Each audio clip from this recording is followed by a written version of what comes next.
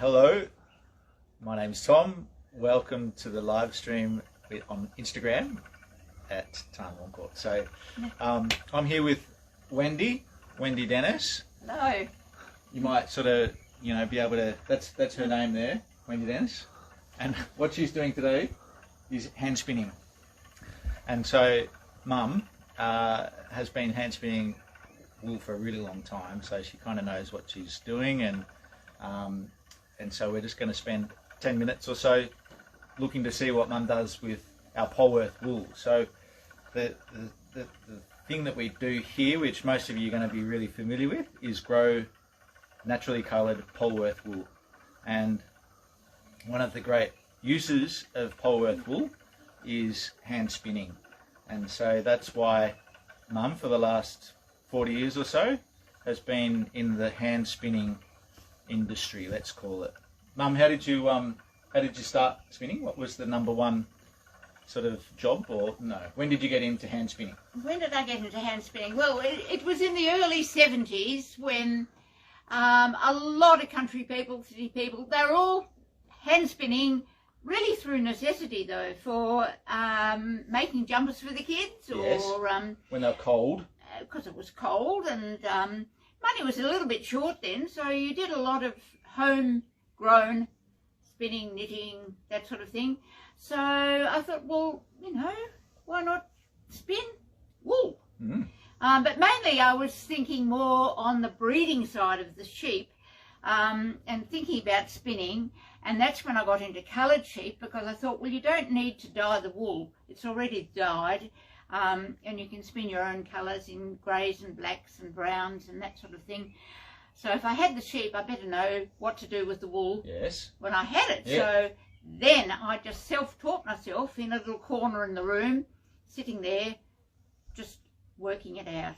So that was pre-YouTube, is that what you're saying? That was YouTube definitely, I'd never heard of YouTube before. No. So how did you work it out? You just had one pedal? I just had, the old Ashford spinning wheel, and I just turned the wheel, and I just learnt to put the thread through and make it spin. So probably a technique refined in isolation, but clearly works really well. So you've stepped up a few notches in your wheel. What are you working with here? Yes, well, sort of further down the track when I was spinning and things, I was actually approached by Margicraft well before it is where it is now, and they knew that I was a sheep breeder and I could spin. So they said, well, are you interested in being an agent in Australia, because we haven't got a lot of contacts over there? And I said, yes, of course, I'd love to. So I was introduced to the Margicraft wheels from New Zealand, and that's where it all began. What's this one? And this is a rose, which has got the old-fashioned wheel, not the solid wheel, and the main thing is these wheels, you're actually sitting in front, and your feet are in front, your hands are in front, you're lined up in front, you're not off to the side like that. So it's much better for your posture, you feel better, and you can really spin all day and you just don't feel tired. It's just so relaxing and so easy. You make it look pretty easy. I'm trying to learn how to spin, and it's not particularly smooth like this. I'd say there's a lot of time spent perfecting the skill, but obviously the equipment works pretty well too. So what's special about this one is obviously it's a nice design, and it's got the double treadle. It's got the double treadle, so you're sitting in front, riding like a bicycle. I always say it's just like learning to ride a bicycle. Once you've learned the technique of it, pedaling and putting the wool through, you've got it in your head and you can just sit down and do it. But with spinning, I always tell people the most important thing of all in spinning is to have that little twist up there always in front of your fingers. Never let it get down into your hand, because if you let it go like that, it gets down into here and then it twists all the way down, and you're in a terrible, and then you're really struggling to get it apart. So you've just got to keep it up above your finger and just pull it out, slip your finger down, pull out and slip your finger down. Now it's just so simple. Once you learn that technique, everything else just falls into place. It's easy. It's easy. Easy. Not true when you're starting out, but good to see that it does become easy. So Mum's just spinning a single here, but we're going to get her to swap across to another wheel and do some plying. While she's doing that, I'll just quickly show you something about our tops.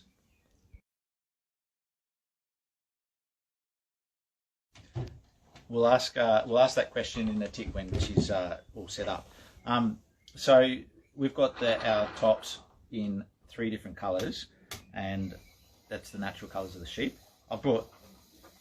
Actually there's 4 different colours. I've brought 3 across. So there's the natural white. We get it in big bumps like this, 10 kilo bumps. So, you know, if you wanted to knit 10 jumpers at a time or something, we've got you covered. The wool itself is processed in Geelong to be scoured, and then in Bacchus Marsh where it's turned into top with cashmere connections. And because it's completely made here within a 300-kilometre round trip, that makes it eligible to be licensed as an Australian Fibre Collective product. So that's pretty cool. Hey, what do you got going on over there, Wiz? Yes, well, I'm ready to ply now.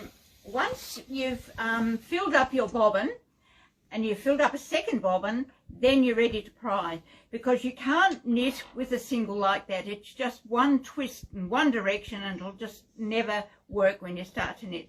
So you've got to ply 1, 2, back through the spinning wheel, and you turn the wheel the other way round so that it's losing a little bit of the twist, but it's twisting those 2 threads together, and it ends up like that, which is ready to knit. And it's just nicely weighed, nicely There we go, balanced. We'll just leave it there for a second so you can kind of just go in to close. get an idea. And of course you can make it thicker or thinner, just depending on how much you put through in a single. So there was a question earlier, Mum, do you like to spin thick or thin? Well, it just depends on what I'm going to knit. If I knit a jumper, well, you like to knit about an 8-ply, which is about what you've just seen here. But if you want to knit a bulky scarf or something like that, you spin much thicker and you ply much thicker, and you get this chunky effect around your neck. Nice. That's the good thing about hand spinning, is you can control the yarn that you're going to get at the end, so you can customise it the way you want. So now you're on the Susie Pro here, Wiz? Yes, I'm on the Susie Pro, and I've also increased the twist, so I've made it go faster by having the drive band on those 2 smaller ones. So I'm twisting it back the other way, so the fly is going round faster. So it's spinning, it's twisting the 2 singles together a little bit thicker, a little bit faster. So because you don't really need to go slowly when you're doing this, because it's just a routine thing. This must be fun, is it? You're getting... This is fun. This is the end. Yeah. Bit. So you're getting it going like this. So, and I just put it through my knee like that, because it just keeps it separate.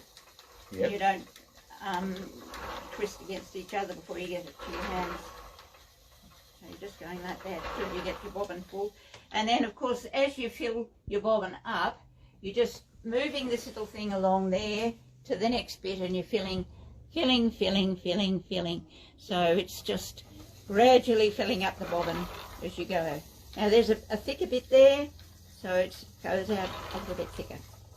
Art yarn, right? Yarn. Art yes, yarn art. That's it. Yeah. So it's pretty rhythmic, it's pretty soothing. You can kind of see why people are taking up spinning as a meditation in a way. So there's the benefits of having a product that you can use at the end, but I think the act of spinning, I think, is something that we're seeing more people interested in. Perhaps not like they were in the 70s and 80s, but we certainly feel like there's more people interested in spinning these days, which is super. while she's just going to show us a few accessories, but while that's happening, I just found this little picture, just of a couple of sheep that I found out in the paddock there. I don't know if you can tell, one sheep's a bit different to the other sheep. Sort of, how's that do? That's amazing. That's a proper perm. I don't think Mum knows what we're doing here, but there you go.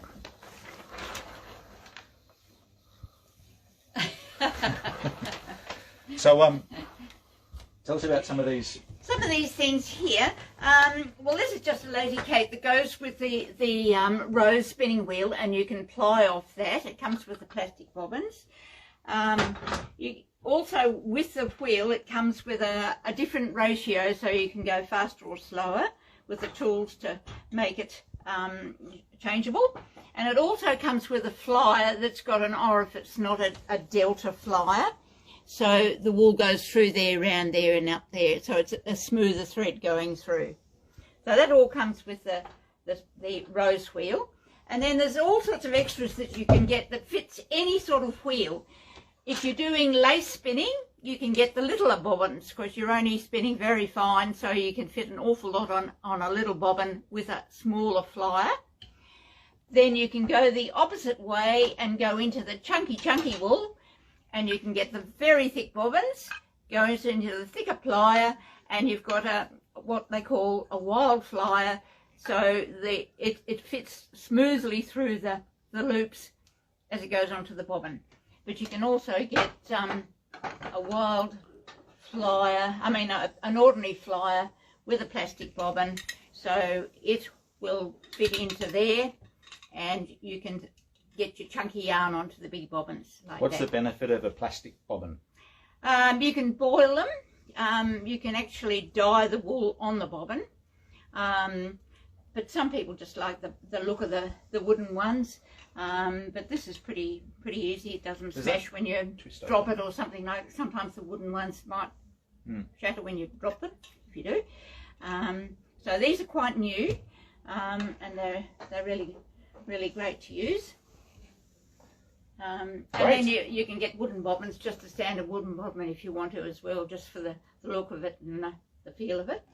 So there's quite a few different things you can use, but they're all interchangeable on all the wheels, so that it's